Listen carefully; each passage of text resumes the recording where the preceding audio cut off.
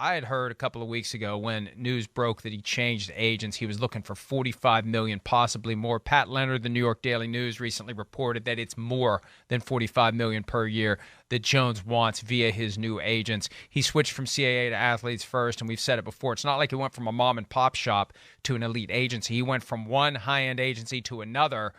They're not going to get for him what CAA couldn't get for him, and what they're going to get for him most likely, Chris, is a franchise tag of $32.4 million, and then Saquon Barkley, unless they sign him to a long-term deal, he becomes a free agent. Yeah, no, that's that's what stinks about it as a Giant fan. You were hoping that, yes, we could keep both of them, that neither one would hit the open market. Daniel Jones, it seemed like, from people I knew and trusted in the situation, you heard me say it late December, early January. I thought, hey, Daniel Jones, the contract, I think it's all going down, the right it's going the right way here, which something should get done, But obviously, something's changed there, or Daniel Jones has become more aggressive for what he's asking for. I'm a little surprised by it. I'm not going to lie.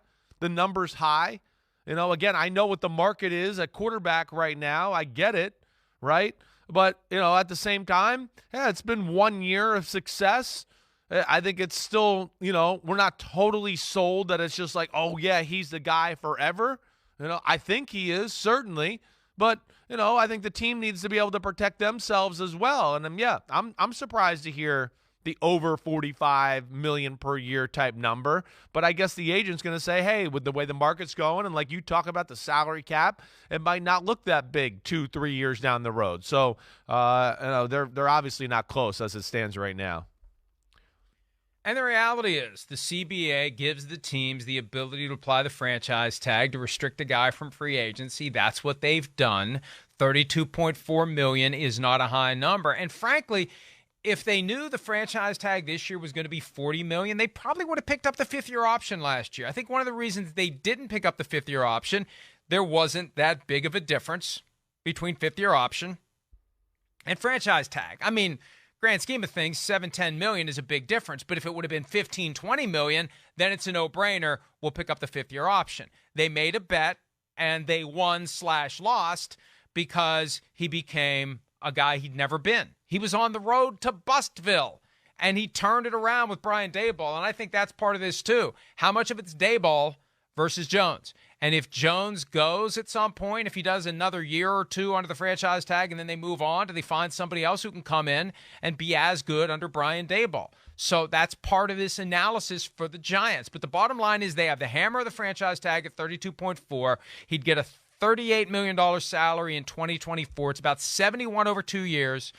That's a far cry from 45. And as I've said before, even if they would do the 44% raise to knock him up to $54 million for year 3, when you add it all up, it still averages $42 million a year, and you get him for 3 years. Why the hell would you pay him $45 million a year when you can go tag at a total average of 42? Yeah. Because it gives you every year, if he regresses, the opportunity to say, all right, we're moving on. Right. Well, I think that's the leverage that they probably have, and that's probably what they're saying to Daniel Jones representatives. I think you're spot on there.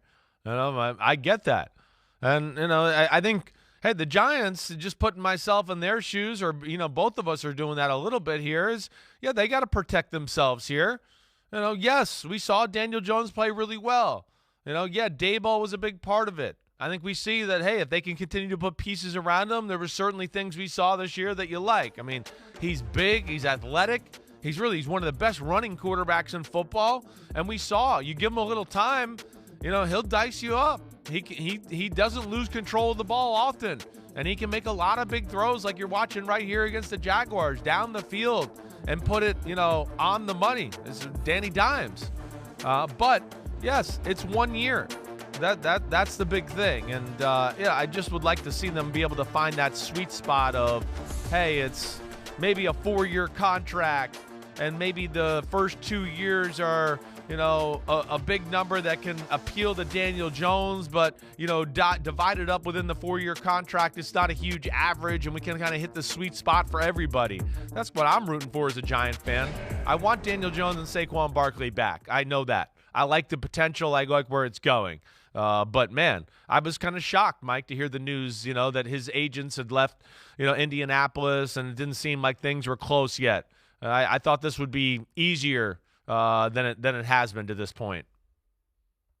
I got a question for you, and this was not planned. Right. This isn't part of the rundown. It may or may not make sense, but I'm going to blame it on the fact that Daniel Jones wears number 8. I got a question for you. It's a two-part question. If you're the Giants, would you trade Daniel Jones for Kirk Cousins? If you're the Vikings, would you trade Kirk Cousins for Daniel Jones?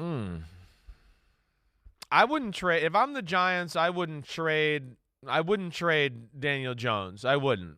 I think Daniel Jones top or end. Kirk Cousins. Well, I mean, yeah, I wouldn't trade Daniel Jones for Kirk Cousins. I would not. If I'm the Giants, I would keep Daniel Jones. I would. I think there's more top-end potential to be had, with Daniel Jones, where, again, like we talked about, he's bigger than Kirk Cousins. He's got a stronger arm than Kirk Cousins. And he, like you always talk about, when nothing's there, he's kind of shown the ability to be able to run and move and do something and still make something happen, right? But saying all that and the potential, I don't know if that necessarily means if I'm on the Vikings that I would trade Kirk Cousins just to get Daniel Jones either, right? There's some things about Kirk Cousins and within that offense and how he works and operates there to where, yeah, he's a better pocket passer at this point than Daniel Jones. But his potential and his total overall talent, I think Daniel Jones can pass him up if he continues on this trajectory, if that makes any sense, Mike. I don't know if I explained that the right way. No, it does. So basically neither. Yeah. And here's the problem.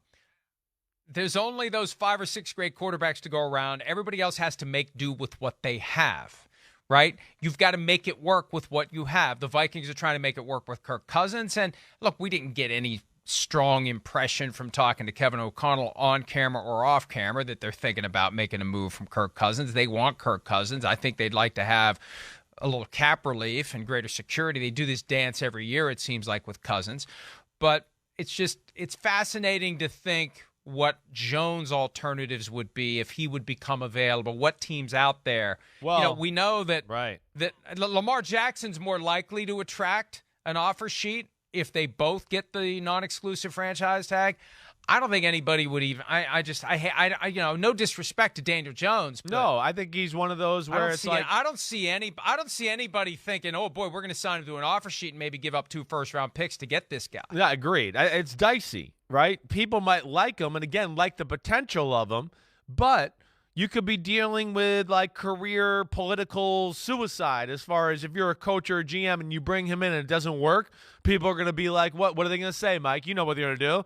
Oh, he only was 1 year. He wasn't good at all those other years.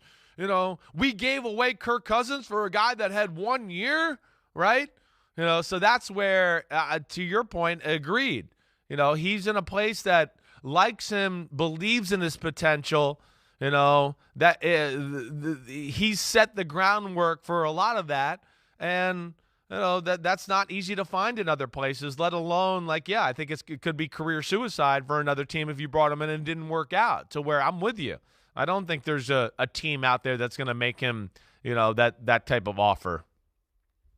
And beyond that, let's face it, Daniel Jones is not going to bring a ticker tape parade to town of excitement. I mean, right. He's just not. You're going to have a lot of people. Exactly. There's no buzz around the guy. He's far closer to Eli Manning than Peyton Manning when it comes to, that personality and the kind of thing that's going to get people excited if he's your new quarterback. So between that and the fact that it's just one season, I don't see anybody trying to sign him to an offer sheet. I don't see anybody trying to trade for him.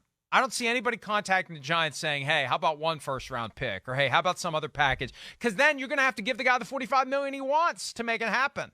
So I think he's going to be playing for the Giants in 2023 under the franchise tag. And here's the question. Does he do what Kirk Cousins did and show up from day one when he got tagged both times by Washington? Show up from day one of the offseason program to have the best season possible so he can do it again and maximize his abilities?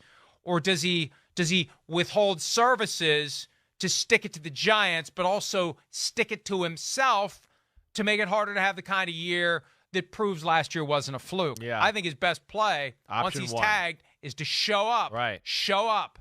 Don't take the the other approach that makes it easier for people to say, see, you weren't all that good anyway. Right. No. Show up. You got all the momentum and power on your side right now. You continue to be the good soldier, get the public on your side. Look, hey, this guy, hey, look what he's doing. He's here. He's still working. He's not complaining, any of that. Hopefully you can get a long-term deal done.